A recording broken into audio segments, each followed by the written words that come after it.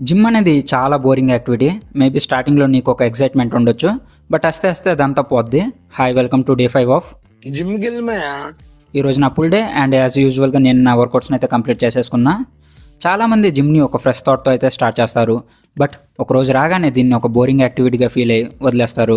Even మీలో కూడా చాలామంది ప్రతిసారి ఎలా అయినా ఈ బాడీని ట్రాన్స్ఫర్మేషన్ చేయాలి అనే థాట్‌తో జిమ్ జాయిన్ అయ్యి ఆ నెక్స్ట్ డేనే జిమ్ మానేస్తారు. ఇక్కడ చాలామంది చేసే మెయిన్ మిస్టేక్ ఏంటంటే depending on external motivation. Maybe initial డేస్లో నీకు ఇది చాలా హెల్ప్ అవ్వచ్చు. But later on lack of external motivation you will eventually quit the gym. ఇక్కడ మోటివేట్ అవ్వడం తప్పు కాదు, బట్ ఎక్స్టర్నల్ మోటివేషన్ పైన టూ మచ్గా డిపెండ్ అవ్వడం మెయిన్ మిస్టేక్. ఈసారి నువ్వు సీరియస్గా నీ బాడీని బిల్డ్ చేయాలి అని అనుకుంటే just focus on internal motivation. Every day నిన్ను నువ్వు పుష్ చేసుకో, even though you are not getting results. But trust me, one day you will meet the best version of yourself. Remember, it's not you versus someone else, it's just you versus you.